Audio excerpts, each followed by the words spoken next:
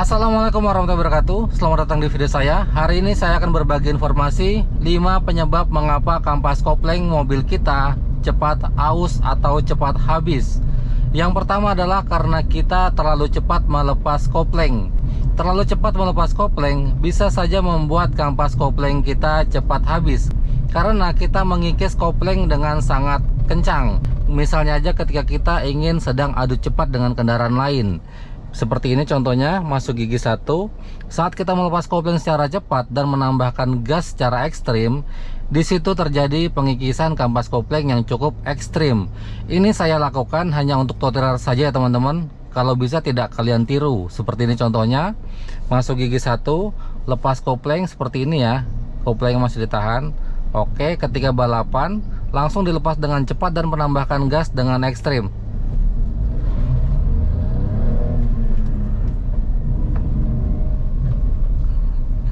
Itu jangan kalian lakukan ya teman-teman, karena membuat kampas kopling kita terkikis cukup banyak, yang menyebabkan kopling kita bisa saja akan berbau terbakar ketika kita melakukannya. Itu artinya kampas kopling kita sedang terkikis dengan ekstrim.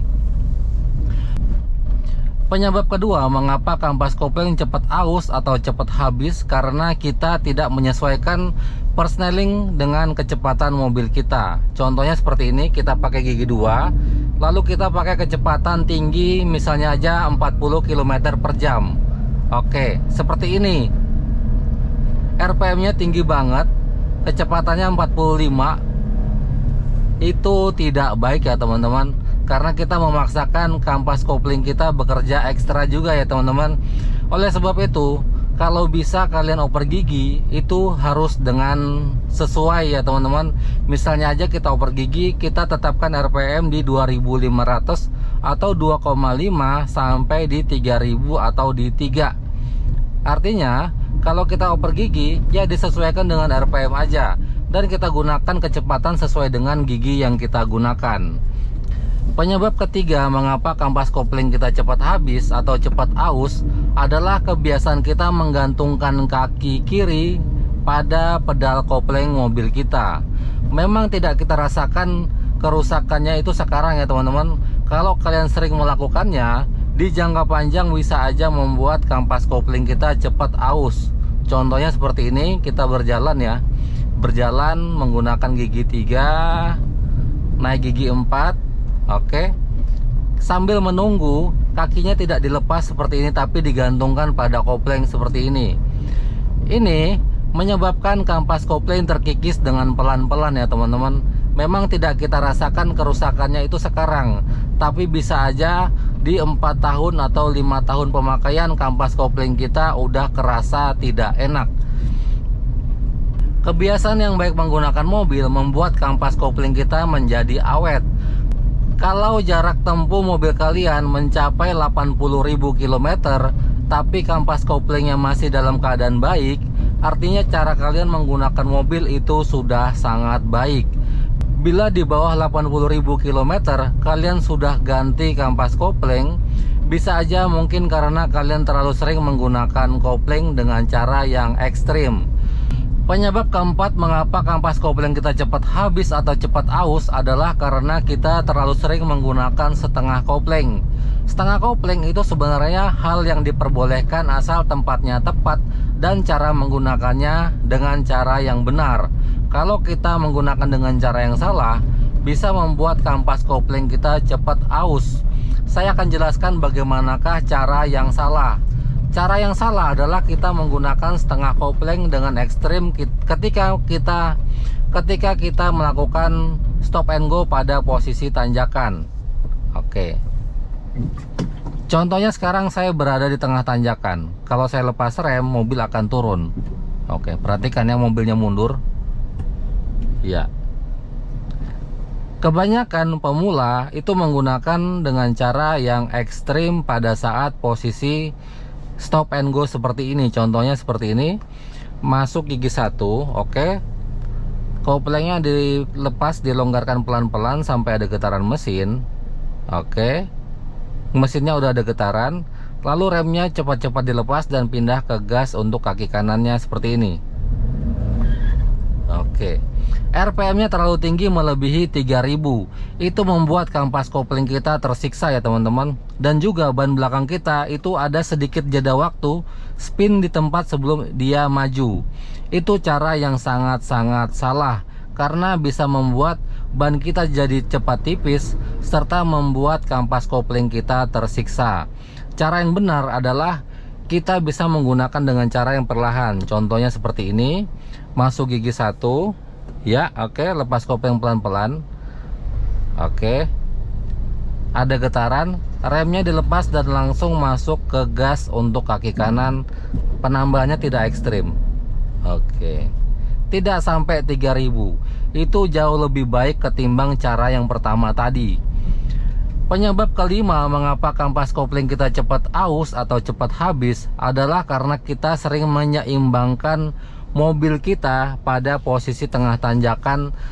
Maksudnya hanya ingin berhenti aja, tidak ada maksud lain. Contohnya seperti ini, kita berada di tanjakan ya teman-teman. Kita menyeimbangkan antara gas dan kopling seperti ini. Oke.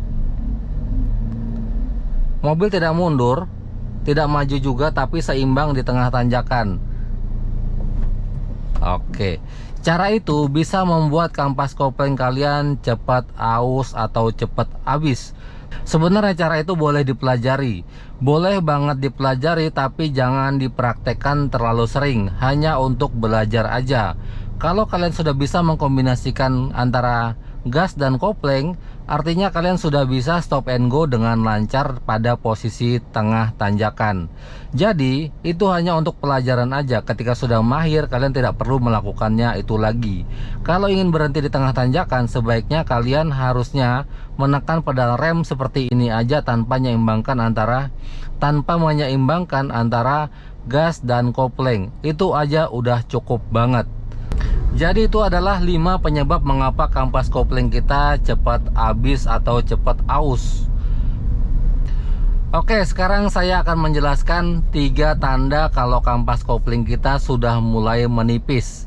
Mobil saya ini kampas koplingnya sudah mulai menipis ya teman-teman, tapi masih saya kategorikan wajar karena jarak tempuh mobil ini sudah mencapai 114.809 km. Jadi ini adalah angka yang sangat wajar ketika mobil ini sudah mulai mengalami penipisan pada kampas kopling. Sebenarnya belum habis ya teman-teman. Sebenarnya ini belum habis, masih bisa saya gunakan sampai 150.000 km.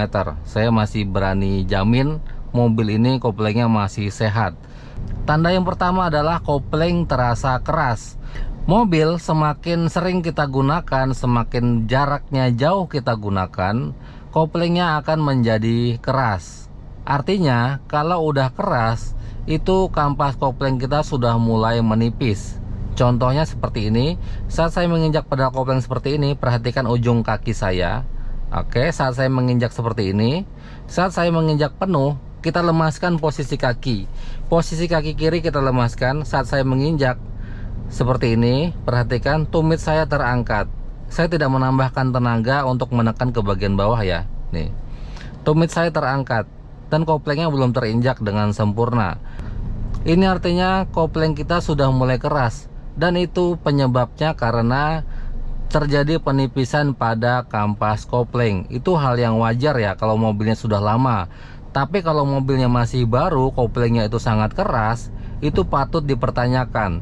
Jadi ini bukan sebuah masalah, saya masih bisa menginjaknya seperti ini. Tambahkan tenaga sedikit, tekan ke bagian bawah, koplingnya masih terinjak. Ini masih kategori sangat wajar bagi saya. Tapi kalau saya tekan seperti ini, tumitnya terangkat, saya tekan sangat keras banget, baru bisa tekan sampai mentok, itu baru tidak wajar.